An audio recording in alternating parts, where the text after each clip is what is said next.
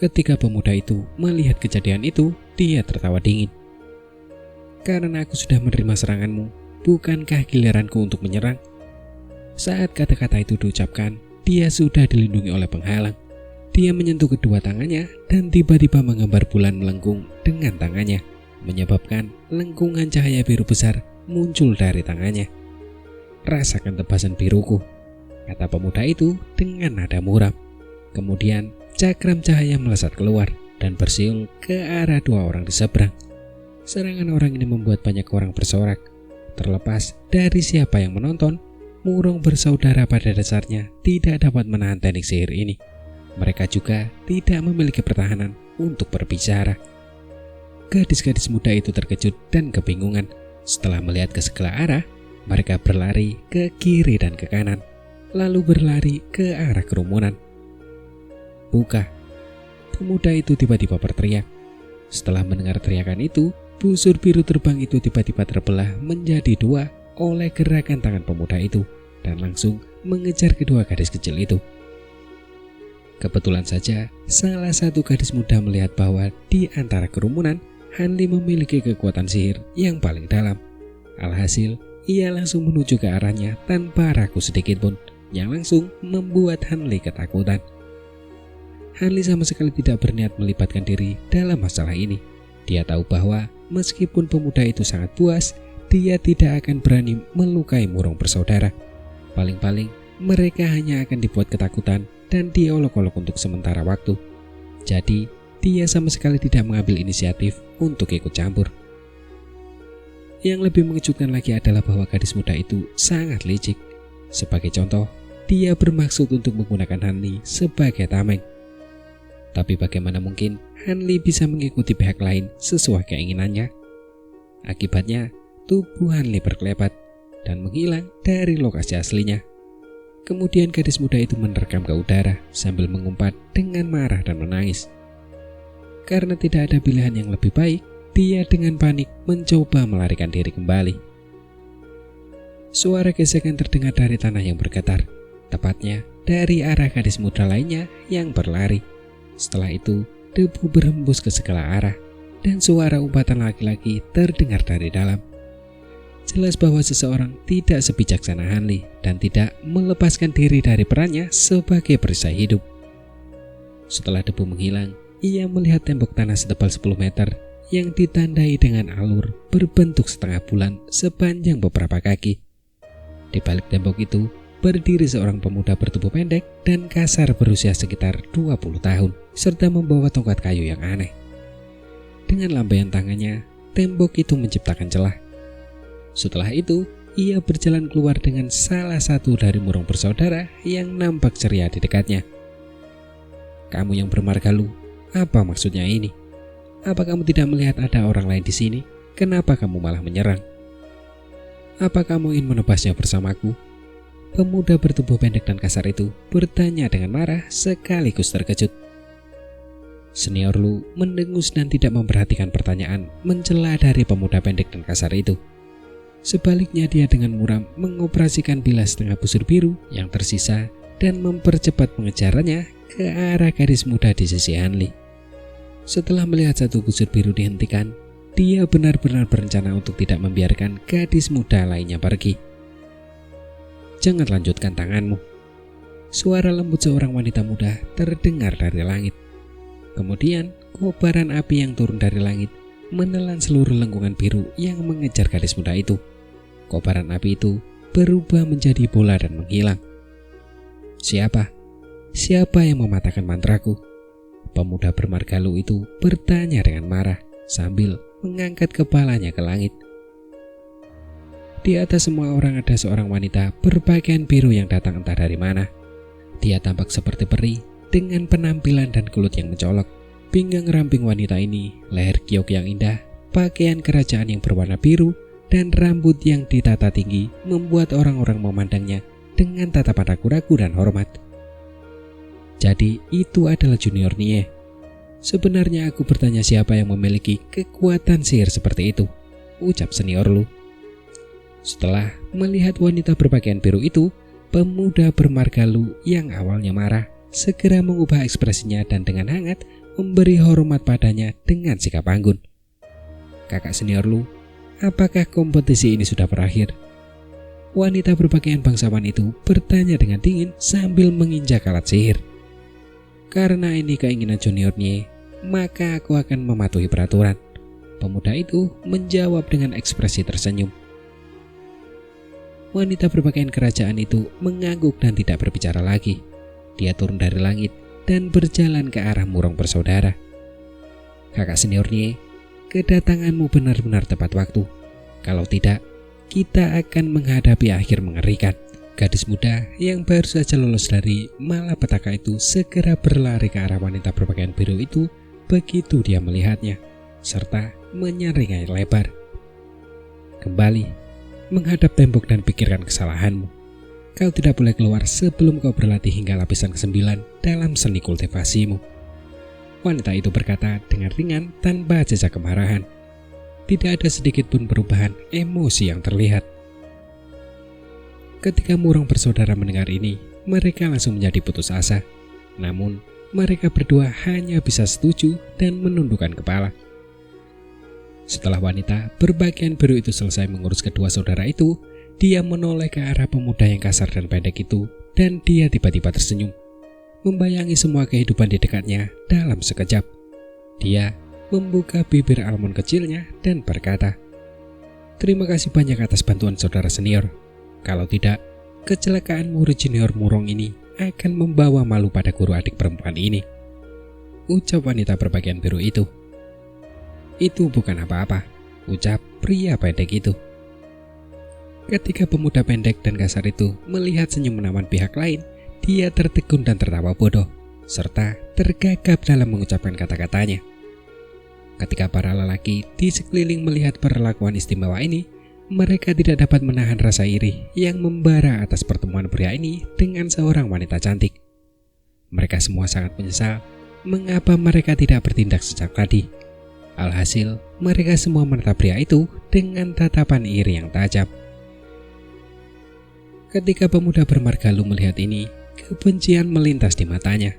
Tetapi dia dengan cepat menyembunyikan dan mempertahankan penampilannya yang lembut dan sopan. Selain teman wanita di sampingnya, hanya Hanli yang tampak dingin dan tampaknya menyadari keanehan ini. Meskipun Junior Chen adalah wanita cantik yang sangat cantik dan menawan, bahkan secantik bunga, penampilannya jauh lebih rendah daripada wanita bermargania itu. Jadi, ketika Junior Chen melihat wanita berpakaian biru itu muncul, dia takut bahwa senior Lu akan tergila-gila padanya dan segera berlari ke sisi senior Lu, lalu meraih tangan pemuda itu. Setelah itu, dia menatap tajam ke arah pihak lain. Wanita berpakaian biru itu tentu saja merasakan niat buruk pihak lain, tetapi dia tidak keberatan sedikit pun. Sebaliknya, ketika dia hendak pergi bersama Murong bersaudara, dia melirik Hanli sekilas. Suaranya yang indah segera terdengar di telinganya. "Meskipun sihirmu tidak lemah, perilaku kesatria seperti ini benar-benar tidak menyenangkan bagi wanita muda ini. Aku berharap lain kali aku melihatmu, murid junior akan mengubah kebiasaannya," ucap Nie. Setelah Hanli mendengar perkataan wanita berbaju biru itu, dia sedikit mengernyitkan alisnya. Sepertinya wanita itu telah sepenuhnya melihat tindakan mengelaknya. Tindakannya itu tidak meninggalkan kesan yang baik bagi wanita itu dan malah meninggalkan kesan yang sedikit buruk. Namun, dia bukanlah orang suci. Mengetahui sepenuhnya bahwa seseorang sedang mencoba mengeksploitasi dirimu dan tidak mencoba menghindarinya, bukankah itu kebodohan? Pemuda kasar dan pendek itu seharusnya juga tidak memiliki sifat kesatria. Namun saat ini, dia sedang ditatap oleh orang yang bermargalu. Mungkin orang itu akan membunuhnya di masa depan. Jika saat itu tiba, apakah wanita cantik itu akan membalasnya? Hanli memikirkan ini sambil mencibir. Dia tidak tahu mengapa, tetapi Hanli sama sekali tidak tahan dengan kecantikan yang tak tertandingi ini. Dia merasa putri-putri cantik dari keluarga sederhana jauh lebih enak dipandang. Karena itu, dia tidak peduli sedikit pun apa yang dipikirkan oleh senior Nie ini. Dia hanya berharap agar Nie tidak memperhatikannya. Pada saat ini, sudah tidak ada jejak wanita cantik berpakaian biru dan rombongannya. Setelah saudara bela diri senior Lu melirik tajam ke arah pemuda pendek dan kasar itu dan pergi dari puncak gunung bersama teman wanitanya, orang-orang yang tersisa tidak lagi memiliki apapun yang layak dilihat dan bubar dengan tidak teratur. Hanli berangkat dengan alat sihir terbang dan kembali ke Taman 100 Obat. Setelah memasuki kamarnya, Hanli dengan tidak sabar mengeluarkan 2 silinder giok dan melihat duplikat yang berisi metode untuk penyempurnaan pil pembentukan fondasi. Dia mulai mempelajarinya dengan seksama kata demi kata. Meskipun pikiran Hanli bersemangat, ekspresinya tidak berubah sedikit pun. Beberapa jam kemudian, Hanli menghela nafas panjang dan meletakkan silinder giok itu. Tak lama kemudian, ia tenggelam dalam pikiran dan refleksi yang mendalam. Setelah beberapa saat, dia menghela nafas dalam-dalam dan berdiri, mengerutkan nafasnya dengan erat. Dia kemudian berjalan ke kebun obat. Dia mulai menyapu rumput di atas tanaman di dalam kebun, serta bergumam pada dirinya sendiri. Bunga 1000 simpul, rumput poni hitam, ginseng esensi emas, dan 31 bahan obat perlengkapan lainnya tidak masalah. Semuanya ada di kebun. Hanya beberapa yang perlu menua secara signifikan dan membutuhkan beberapa ratus tahun kematangan. Namun, obat-obatan yang paling penting, jamur kalsedon, bunga monyet violet, dan buah roh langit itu cukup merepotkan. Mereka tidak ada di sini. Selain itu, aku belum pernah mendengarnya sebelumnya, gumam Hanli. Hanli ragu-ragu selama setengah hari sebelum memutuskan untuk bertanya kepada orang lain. Tidak bisakah dia bertanya kepada lelaki tua bertubuh kecil itu? Bukankah dia seorang ahli pengobatan? Sebuah pemikiran yang terlintas di benak Hanli. Setelah Hanli selesai merencanakan, dia meletakkan silinder giok dan mengambil yang lain. Pil pengatur wajah jauh lebih mudah disuling dibandingkan dengan pil pembentukan fondasi. Pil ini tidak memerlukan api sejati untuk disuling dan tidak ada bahan obat yang tidak dikenalnya. Semua bahannya cukup umum. Yang membuatnya terdiam adalah banyaknya bahan obat yang sebenarnya memerlukan waktu kematangan 1000 tahun atau lebih sebelum dapat digunakan sebagai bahan obat pil pengatur wajah. Tidak heran mengapa ia tidak pernah mendengar tentang pil obat ini sebelumnya. Lagi pula, kultivator mana yang memiliki ramuan spiritual berusia lebih dari 1000 tahun akan menyia-nyiakan harta yang sangat berharga seperti itu untuk pil pengatur wajah yang sama sekali tidak berguna bagi kultivator. Hal ini menyebabkan pil pengatur wajah hanya dikenal oleh segelintir orang di dunia kultivasi. Namun, ini bukan masalah bagi Hanli. Ia hanya perlu mendorong kedewasaan untuk jangka waktu yang sedikit lebih lama. Karena itu, ia memutuskan untuk menunda masalah pil pembentukan fondasi. Sebagai gantinya, ia berencana untuk memberikan pil pengatur wajah dengan tungku dan melihat apakah efeknya benar-benar ajaib seperti yang dikatakan resep, mampu mempertahankan penampilan seseorang saat pil tersebut dikonsumsi. 6 atau 7 hari kemudian, ketika lelaki tua itu datang lagi untuk mengambil bahan obat, Hanli berdiri di depan ramuan obat dan langsung bertanya kepada lelaki tua itu tentang 3 bahan obat yang menakjubkan tanpa banyak menutupi. Jamur kalsedon, bunga monyet ungu, dan buah roh langit, gumam Tetuama. Lelaki tua itu membelai kumis kecilnya dan menyipitkan matanya. Keponakan bela diri tampaknya sudah memperoleh resep untuk pil pembentukan fondasi. Itulah sebabnya kau ingin bertanya tentang ketiga bahan obat ini. Namun, mungkinkah kamu benar-benar ingin membuat pil sendiri? Ucap Tetuama mencibir dan menatap Hanli dengan tatapan seolah-olah berkata, kamu benar-benar melebih-lebihkan kemampuanmu sendiri. Tentu saja tidak. Namun, junior ini sama sekali tidak tahu tentang bahan-bahan obat ini.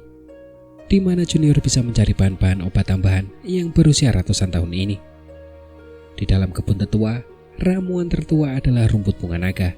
Itu berusia lebih dari 100 tahun. Dalam keadaan seperti ini, bagaimana mungkin aku berpikir berlebihan untuk memurnikan pil-pil ini? Ucap Hanli. Hanli tidak bisa mengatakan yang sebenarnya dan menanggapinya dengan kata-kata yang menyanjung. Karena kamu tidak berencana untuk memurnikan pil, mengapa kamu bertanya tentang 3 bahan obat ajaib itu? Orang tua ini cukup sibuk dan tidak punya waktu untuk mengobrol denganmu. ucap pria tua bertubuh kecil itu menegangkan wajahnya dan berkata dengan keras kepala.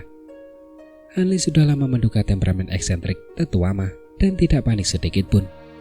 Sebaliknya, dia tersenyum dan melanjutkan. Junior ini hanya melihat ketiga bahan itu dan menyadari bahwa nama mereka sangat aneh. Selain itu, aku belum pernah mendengar ada yang menyebutkan penampilan atau khasiat obatnya. Itulah sebabnya aku sangat penasaran dan bertanya tanpa memikirkannya. Namun, yang tidak dipahami oleh keponakan adalah mengapa kebun obat tetua Ma tidak memiliki satupun dari 3 bahan obat yang menakjubkan itu. Dengan bahan-bahan yang langka seperti itu, Paman seharusnya memikirkan setiap metode yang mungkin untuk mendapatkan benih dan membudidayakannya di dalam kebun. Mungkinkah bahan-bahan yang menakjubkan ini sangat sulit untuk dibudidayakan dan Paman tidak dapat menanamnya? Ucap Hanli. Omong kosong, jangan bilang kau meragukan kemampuanku. Alasan mengapa tidak ada bahan-bahan obat ini di kebun tidak ada hubungannya dengan kemampuanku. Sebaliknya, mereka diubah oleh ki spiritual langit dan bumi. Mereka adalah jenis yang tumbuh sendiri. Bagaimana dan di mana menemukan benihnya? Bahkan jika seseorang dapat menemukan bibit, namun karena wilayah tempat mereka tumbuh terlalu aneh, mereka tidak akan dapat bertahan hidup di lingkungan biasa. Bahkan jika seseorang berhati-hati dan tekun sekalipun, ucap tetua Ma. Pria tua bertubuh kecil itu mudah terprovokasi oleh kata-kata Hanli dan tidak bisa menahan rasa kesal. Tidak ada benih. Bagaimana mungkin? Hanli tidak bisa menahan diri untuk tidak bergumam. Bagaimana mungkin? Itu tidak mustahil. Harus diketahui bahwa jenis bahan-bahan obat ini hampir punah dari dunia luar. Namun, jika bahan-bahan obat ini sangat berguna bagi para kultivator dan mampu ditanam oleh manusia, setiap sekte abadi yang hebat pasti sudah melakukannya sekarang. Kalau tidak, mengapa mereka membiarkan jumlah pil pembentukan fondasi yang diproduksi berkurang setiap tahunnya? Ucap pria bertubuh kecil itu memutar matanya ke arah Hanli dan menjawab dengan getir. Kata-katanya membuat Hanli merasakan hawa dingin di dasar hatinya. Efek pematangan dari cairan hijau itu hebat. Namun, jika tidak ada benih sama sekali, bagaimana ia mendorong pematangan? Bagaimana ia bisa menciptakan sesuatu dari ketiadaan? Jika tidak ada yang lain, maka aku akan pergi dulu. Setelah 2 bulan, aku akan kembali dan mengambil lebih banyak bahan obat. Tetua Ma ini tidak menyadari perubahan wajah Hanli dan malah berbalik dan bersiap untuk pergi. Namun, setiap 10 tahun sekali sejumlah pil pembentukan fondasi diproduksi. Dari mana asal pil-pil itu? Jika apa yang dikatakan oleh Paman Ma itu benar dan bahan-bahannya tumbuh di lingkungan yang aneh, maka pasti ada lokasi tetap tempat tumbuhnya, ucap Hanli. Pikiran Hanli mengalami revolusi secepat kilat dan segera memikirkan metode lain. Tidak masalah jika tidak ada benih, karena setidaknya akan ada tunas yang belum matang. Dia dapat menemukan beberapa dan mendorong pematangan. Itulah sebabnya dia buru-buru menanyakan hal ini. Sepertinya rasa ingin tahumu tidak kecil sama sekali. Namun aku menyarankanmu untuk menekan pikiran itu. Jika kau pergi ke daerah menyeramkan itu untuk menemukan 3 bahan yang menakjubkan itu sama saja dengan bunuh diri, ucap pria tua bertubuh kecil itu sembari menoleh dengan malas. Setelah mengucapkan kata-kata itu dengan dingin, dia tidak lagi memperhatikan dan kemudian terbang. Hanli tercengang, berdiri di tempat asalnya tanpa bergerak untuk waktu yang lama. Ketika bahan obat ajaib ini, aku harus mendapatkannya. Bahkan jika dia tidak mau memberitahuku, tidak bisakah aku bertanya kepada orang lain? Hanli berkata dengan tenang pada dirinya sendiri. Dia menatap langit dan menghela nafas dalam-dalam. Selama 2 tahun di Lembah Mapal Kuning, selain Tetua Ma, murid lain yang dikenalnya adalah murid biasa Yu dan murid bimbingan kultivasi Wufeng. Murid biasa Yu ini sangat licik dan sangat sombong. Hanli tidak suka berurusan dengan orang ini.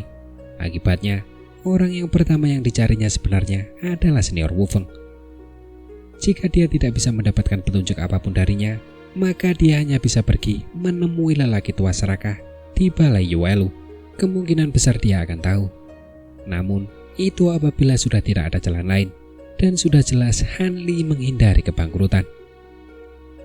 Ketika Hanli tiba di area murid tingkat rendah di pavilion bimbingan kultivasi, Wu Feng kebetulan sedang memberikan penjelasan tentang teknik sihir tingkat rendah kepada beberapa anak muda. Ketika dia melihat Hanli, dia hanya memberi isyarat samar sebelum melanjutkan pekerjaannya. Hanli tidak mempermasalahkannya. Dia tahu bahwa Wu Feng hanya memiliki rasa tanggung jawab yang kuat dan tidak bermaksud kasar. Mengenai senior Wu ini, Hanli benar-benar merasakan kagum padanya. Bahkan setelah senior bimbingan kultivasi ini memurnikan pil pembentukan fondasi dan tetap berada di puncak kondensasi Qi, pemahamannya tentang teknik sihir tingkat rendah benar-benar telah mencapai kesempurnaan. Dia mampu menyimpulkan banyak hal dari satu pandangan, menyebabkan Hanli berseru dengan heran. Lebih jauh lagi, manfaat yang dia terima sendiri tidaklah dangkal. Namun jika hanya itu, Hanli hanya akan memiliki kesan yang baik tentangnya dan sama sekali tidak akan dipenuhi dengan rasa hormat yang mendalam seperti ini. Yang membuatnya heran adalah ketika senior ini memenuhi tanggung jawabnya untuk membimbing kultivasi. Dia memperlakukan semua rekan junior yang meminta bimbingan dalam teknik sihir dengan sama baiknya dan tanpa terkecuali. Dia mencurahkan hati dan jiwanya untuk menyampaikan pemahaman dan wawasannya. Dia tampaknya tidak pernah menyembunyikan keegoisan apapun. Hal ini benar-benar membuat Hanli sangat kagum. Sebenarnya, Hanli awalnya tidak percaya orang itu memiliki karakter seperti itu. Namun ia yakin bahwa usaha yang dilakukan untuk sekedar tampil saja sudah sangat berlebihan untuk seorang munafik yang kebetulan ditemuinya. Karena itu, ia tidak memperlakukannya dengan dingin maupun hangat dan menunjukkan rasa hormat dari kejauhan. Namun setelah benar-benar berhubungan dengannya selama setahun, setiap tindakan yang biasa ia lakukan terhadap orang lain benar-benar menegaskan kepada Hanli bahwa ia bukanlah seorang penipu. Ia dengan tulus membantu rekan-rekan juniornya. Hal ini membuat Hanli kehilangan kata-kata untuk waktu yang lama. Meskipun dia tidak mau mengikuti jejak kakak seniorku, dia tentu saja tidak lagi menaruh curiga terhadap karakternya. Karena itu, dia bermaksud untuk berkenalan dengannya. Meskipun mereka masih belum mencapai tingkat keakraban seperti sahabat, hubungan mereka jauh lebih baik daripada hubungan murid biasa. Karena itu, ia menunggu dengan sabar di pinggir. Penjelasan dari senior Wu ini benar-benar penuh perhatian. Teknik ular api, tingkat dasar tingkat menengah sebenarnya dijelaskan tidak kurang dari 2 kali. Selain itu, ia bahkan mendemonstrasikan beberapa kali, membiarkan banyak orang belajar dari pengalaman. Selain teknik yang awalnya dipelajari Hanli, dia benar-benar tidak mempelajari teknik sihir 5 elemen lainnya. Dalam kurun waktu 2 tahun terakhir ini, dia hanya menyusun teknik yang belum dipelajarinya. Hal ini menyebabkan Hanli benar-benar kecewa dengan bakatnya, dan keinginannya untuk mendapatkan pil pembentukan fondasi pun semakin meningkat. Setelah bimbingan selesai, beberapa anak muda itu pergi dan berpamitan. Wu Feng kemudian bertanya kepada Hanli sambil tersenyum, "Saudara mudahan, kamu sudah lama tidak datang ke sini. Apakah kamu sudah memutuskan untuk memulai mempelajari teknik sihir tingkat menengah?" ucap Wu Feng. Ketika Hanli mendengar ini, dia tersenyum pahit. Dengan putus asa, dia menjawab, "Senior seharusnya tahu tentang bakatku. Aku sudah membuang-buang waktu 2 tahun untuk mempelajari teknik sihir tingkat dasar. Untuk mempelajari teknik sihir tingkat menengah yang lebih sulit, akan membutuhkan setidaknya 7 hingga 8 tahun untuk menyelesaikannya. Menurutku akan lebih baik untuk membiarkannya begitu saja," ucap Hanli. Ketika Wu Feng mendengar ini, dia mengernyitkan dahinya.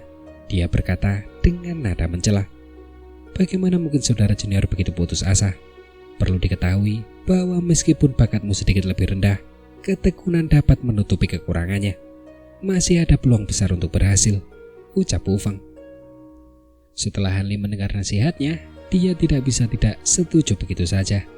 Setelah itu, dia bertanya tentang bahan obat pil pembentukan fondasi. "Saudara mudahan ingin tahu asal-usul jamur kalsedon dan obat-obat spiritual lainnya?"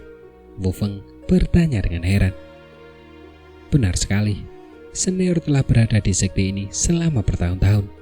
senior pasti tahu tentang sesuatu tentang ini. Hanli bertanya dengan penuh harap. Setelah Wu Feng mendengar ini, dia bergumam pada dirinya sendiri sejenak dan berkata, tentu saja aku tahu sedikit.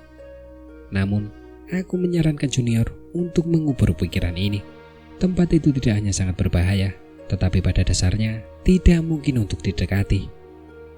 Hanya pada waktu dan tempat tertentu dengan bantuan para tetua sekte, kamu baru dapat masuk, ucap Wu Feng. Ketika Hanli pertama kali mendengar bahwa Wu Feng mengetahui sesuatu, Hanli merasa senang. Namun, kata-kata berikutnya membuatnya khawatir dan membuatnya mempertanyakannya. Jadi ternyata obat-obatan spiritual ini sudah lama langka di dunia kultivasi. Obat-obatan itu menghilang begitu saja dari daerah-daerah umum. Satu-satunya tempat di mana obat-obatan itu bisa ditemukan saat ini adalah daerah-daerah yang disebut daerah terlarang. Karena mereka bisa disebut sebagai daerah terlarang oleh para kultivator, daerah-daerah ini tentu saja sangat berbahaya. Umumnya daerah-daerah itu adalah lingkungan yang kumuh yang terletak di tempat-tempat terpencil. Beberapa adalah sarang iblis dan hanya bisa dicapai dengan perjalanan pembantaian. Ada juga lokasi-lokasi dengan beberapa mantra kuno yang membatasi dan membutuhkan banyak usaha untuk menerobosnya. Bagi lembah mempel kuning dan sekte kultivasi lainnya, semua bahan obat pil pembentukan fondasi mereka sebelumnya berasal dari satu daerah terlarang.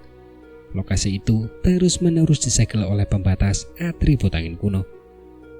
Mantra pembatas itu cukup mengesankan. Awalnya tidak peduli seberapa kuat sekte kultivator itu, mereka tidak punya harapan untuk membukanya. Namun, meskipun tidak diketahui bagaimana, seseorang kemudian menemukan bahwa mantra pembatas ini memiliki periode kelemahan 5 hari setiap 5 tahun. Selama waktu itu, jika beberapa ahli formasi inti secara bersamaan menggunakan kekuatan untuk melawan pembatasan, mereka dapat membuat pintu sementara dan membiarkan sejumlah orang masuk. Namun, begitu celah itu muncul dan para kultivator mencoba masuk, sesuatu yang tidak terduga terjadi. Mereka yang berada di tahap pembentukan fondasi dan lebih tinggi semuanya terhalang oleh batasan esentrik lainnya. Namun, mereka yang berada di tahap kondensasi Qi tidak terhalang sedikit pun dan mampu mengumpulkan dan membawa kembali sejumlah besar obat-obatan spiritual yang langka itu. Penemuan ini menyebabkan kegemparan besar di dunia kultivasi negara bagian Yue, dan oleh karena itu, 7 sekte kultivator besar akan mengirim murid-murid di bawah pembentukan fondasi ke area terlarang untuk mengumpulkan sejumlah besar obat-obatan spiritual. Tentu saja, bahan-bahan obat pil pembentukan fondasi adalah prioritas tertinggi. Pada awalnya, para pengikut sekte kultivasi dapat memanen tanpa diserang. Setelah panen pertama, semua pengikut terpilih mengatakan bahwa ini adalah tugas yang sangat mudah. Namun, dengan setiap panen yang berlalu, obat spiritual di dalam area terlarang secara bertahap semakin menipis, menyebabkan setiap sekte saling berebut obat ajaib. Aksi yang lebih besar mulai terjadi terus-menerus hingga beberapa ratus tahun yang lalu, ketika seorang pengikut kehilangan nyawanya dalam pertikaian tersebut. Kehilangan nyawa pertama menyebabkan masing-masing sekte besar saling mencabik wajah mereka dan bertarung secara terbuka, dan yang lemah menjadi mangsa yang terkuat. Langit dan bumi tidak memihak siapapun, dan sekte-sekte mendorong para pengikutnya untuk menjarah milik orang lain, menyebabkan area terlarang ternoda oleh warna darah. Seperti itulah, obat-obatan spiritual berangsur-angsur berkurang dan pertarungan di dalam area terlarang menjadi semakin sengit dan berdarah. Dalam 100 tahun terakhir, karena kebrutalan pertempuran jarak dekat, kurang dari sepertiga murid yang memasuki area terlarang yang mampu kembali hidup-hidup. Kehilangan murid-murid elit junior dari setiap sekte tidaklah sedikit. Hal ini menyebabkan setiap murid sekte menyebut area terlarang sebagai ujian darah dan api. Satu persatu mereka mulai menghindari untuk pergi. Suatu kali bahkan ada adegan canggung di mana tidak seorang pun ingin masuk. Adapun memaksa orang tentu saja tidak mungkin dilakukan. Jika para pengikutnya tidak dengan tulus memasuki area terlarang untuk mencari obat-obatan, maka mereka pasti akan bekerja setengah hati. sebagian besar dari mereka akan bersembunyi dan menunggu sampai keadaan aman sebelum pergi. Hal ini belum pernah terjadi sebelumnya, menyebabkan eselon atas mendidih karena marah. Namun, mereka tidak punya pilihan lain. Lagi pula, orang-orang ini awalnya tidak mau pergi. Karena dipaksa menghadapi bahaya aneh itu, bagaimana mungkin mereka dikritik karena tidak mau? Dan oleh sebab itu, masing-masing sekte di negara bagian Yue terus mengamati obat-obatan spiritual dengan minat yang meningkat. Namun, jumlah pengikut yang bersedia menerima risiko sangat sedikit. Sehingga menyebabkan sekte-sekte mulai menggunakan hadiah yang lebih besar untuk merekrut pengikut untuk memasuki area terlarang. Mereka yang membawa kembali obat-obatan spiritual dari area terlarang akan diberi hadiah yang lebih besar. Hal itu menarik banyak perhatian. Namun, sekte lain tidak mengatakan ini dan hanya Lembah Mampal Kuning yang mengatakannya. Beberapa kali setelah tradisi ini dimulai, sekte tersebut secara langsung menetapkan secara tertulis bahwa selama seseorang murid mendaftar untuk berpartisipasi, mereka akan dianugerahi batu roh tingkat menengah dan alat spiritual terlebih dahulu sebagai penyemangat. Bagi mereka yang benar-benar mampu membawa obat-obatan spiritual dari daerah terlarang, sekte akan memberikan hadiah sesuai dengan kualitas dan kuantitas obat-obatan tersebut, dari batu roh dan pil spiritual hingga alat-alat sihir. Semua yang dapat dipikirkan orang adalah mungkin, bahkan hadiah rahasia sebesar pil pembentukan fondasi. Ini sudah cukup bagi para pengikut tingkat rendah untuk mempertaruhkan semuanya. Hadiah besar ini tentu saja menyebabkan sekte kultivasi mengalami lonjakan pendaftaran yang besar untuk sementara waktu. Lonjakan ini bertahan selama 2 hingga 3 kali berikutnya dan kemudian menurun sepenuhnya. Kenyataan berdarah itu menyebabkan banyak pengikutnya terbangun dan menyadari bahwa pahala besar ini tidak datang tanpa biaya. Karena kegembiraan awal atas hadiah besar, tingkat kelangsungan hidup awal mereka yang bertempur di area terlarang sebenarnya menurun dari kurang dari sepertiga menjadi kurang dari seperempat setelah diperkenalkannya hadiah yang lebih besar.